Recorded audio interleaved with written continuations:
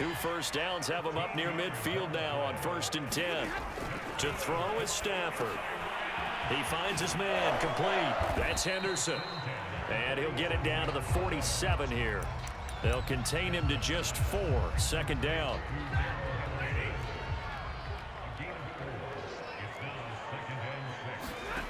Stafford.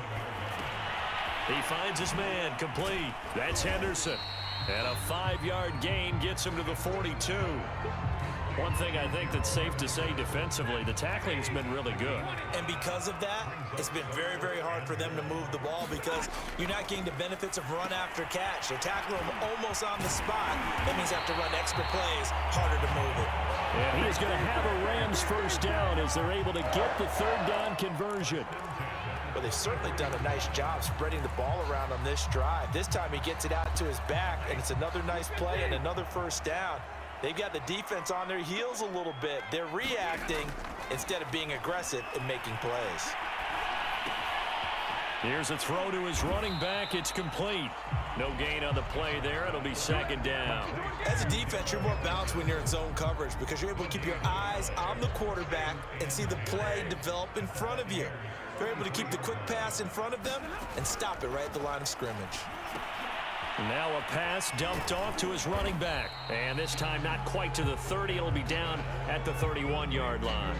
They do get a couple, but they'll be left staring at a 3rd and 8 coming up.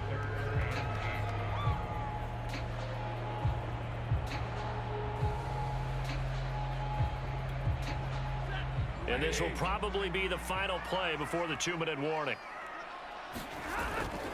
On 3rd down, here's Henderson. And he'll be brought down at the 28, and that is well short of the 1st. It's a pickup of 3, and we have now arrived at the 2-minute warning. 4th quarter, 2 minutes on the clock in a tight 1-point game.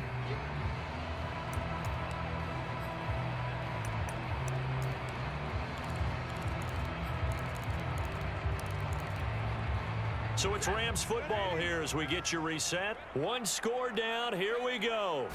They're going to go for it here on 4th down. He's got his target. It's the tight end, Tyler Higbee. So fresh out of the 2-minute warning, and here's another timeout taken with 1:55 remaining. They keep the game alive, at least for the moment, as it's a 1st down. Now it's Stafford. 5 yards on the pickup, and it'll bring up a 2nd down. It drives some people crazy to see those short throws underneath. They've got to find a way to gash the defense downfield. To the goal line, but it's incomplete. I guess you can't be afraid to take those chances late in the game. He tried to fit that one in there. Nice job, though, defensively. But to your point, it was a nice job of knocking the ball away. But you're also right. You can't be afraid to take those chances. That means your guys going downfield to catch the ball, they've got to elevate their game and come down with these in order to keep your offense moving. Well, I'm not sure he saw the linebacker there as that's batted down and incomplete. That means it's just one last chance left, and this has to be a 1st down or a touchdown, or this game's over.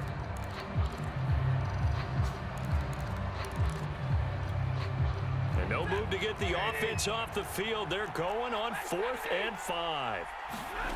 Desperation time for Stafford on 4th down. Open man, Higbee, the tight end. And the Rams are going to have 1st and goal as they try to finish off this drive with 6 points. And the question now, how do they want to work the clock here on 1st and goal? A field goal would give them the late lead.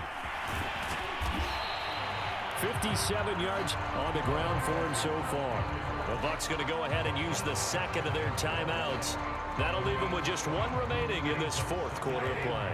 Good yardage on 1st down. Now can they punch it in on 2nd and goal?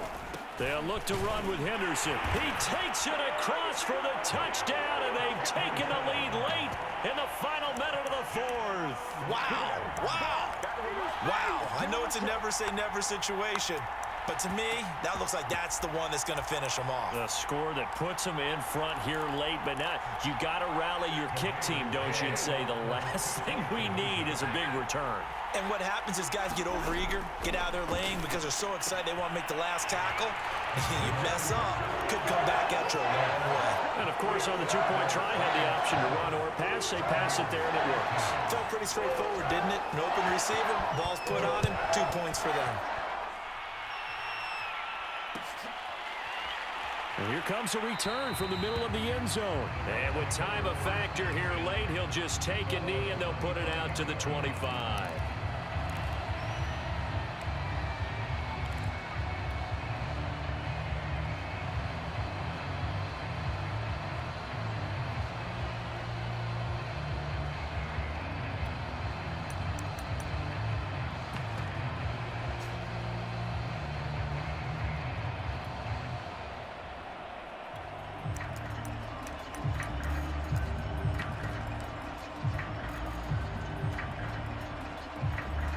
The Bucs offense set to begin their next possession.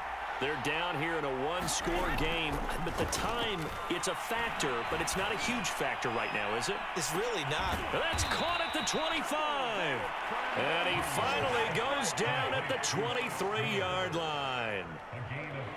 Charles, just a gigantic play right there. Absolute breakdown defensively, but take no credit away. A huge gain, and that turns things around. Flushed out right. This is caught by Evans. And he is across and in for the score. And now they can tie the game in the final stages with the extra point. Or they can go for two and go for the win. Don't forget the extra point. It's up and good. And we may very well be headed to overtime. Fitting for what's been a tight ball game. We're all even at 20 now as the kick's away. And this is going to be returned from the middle of the end zone. And he'll be stopped right around where he would have been had he gone down to a knee, maybe a yard shy of there at the 24.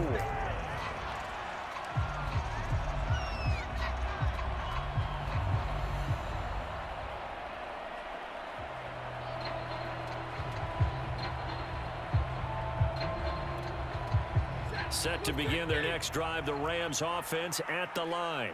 They have a little bit of time here to get into field goal range. Not much. In a tie game, you don't want to do anything crazy, right? I agree with you on that one. Risk-reward, okay? If you go for it, what is the absolute reward on this? But the risk is probably greater. Run the clock out, get to overtime, and try and win it there. All right, we'll see if they do just that. Stafford now to throw. And that is incomplete. 2 seconds left on the clock. Incomplete pass there is probably the best scenario going because if he catches the football, clock's probably going to run out in that situation. Now one final throw incomplete. And time will run out here in the fourth quarter, and we are going to overtime. It's a little teaching moment here. Overtime rules. Remind us how this goes, partner. Okay, so in the past, we had sudden death. First team to score wins, but no longer. Now, if the team receives the ball, scores a touchdown, they win the game. If they kick a field goal, though, or don't score, the other team gets a possession.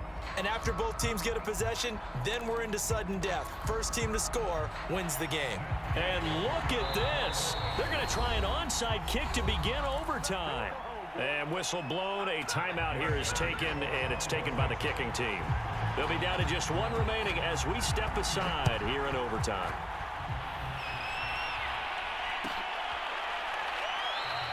And they will play it safe here and bring this one out to the 25.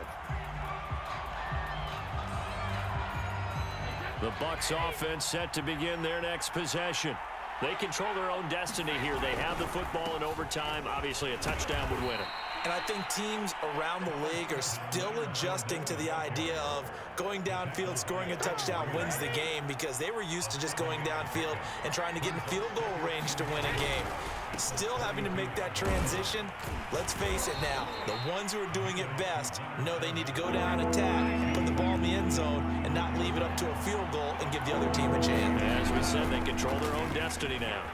Stays on his feet. And he's taken down at the 43, but not before picking up the first. 70 yards rushing for him now as he is just trying to will his guys to an overtime victory. So a good run by Fournette. Now another 1st and 10. And he'll give it here to his running back. And this one's going to go the wrong way. Losing yardage back at the 42. He'll lose a yard there, and it's 2nd and 11. Now a first throw here in overtime. He finds his tight end, Howard. That's complete. Brandon, perfect defense in this situation would have meant that there was an incompletion. They would have picked it off. Okay, so they gave up the completion. But I really enjoyed watching how the defense stayed in sync, stayed in great communication. And as he dragged across each zone, you see him pointing, communicating. There he is, and they passed him off to each defender. Ended up making a nice play, even though it was complete.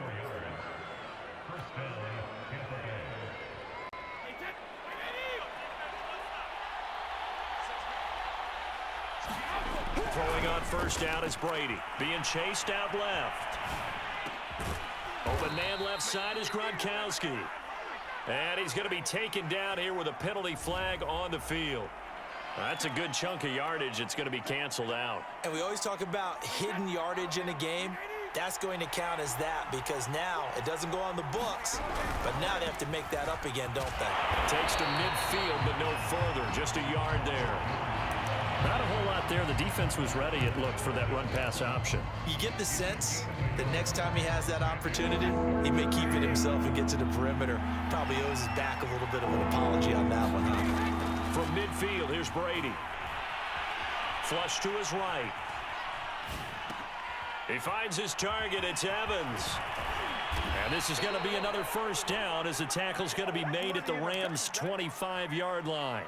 Able to convert on 3rd and 14. A terrific play call. Brady now on first down. He's got his big tight end, Gronkowski. A gain of 6 there on first. Now a first carry for Giovanni Bernard. And he is out of bounds, getting it down to the 10. 9 yards to pick up there, and it's a first down.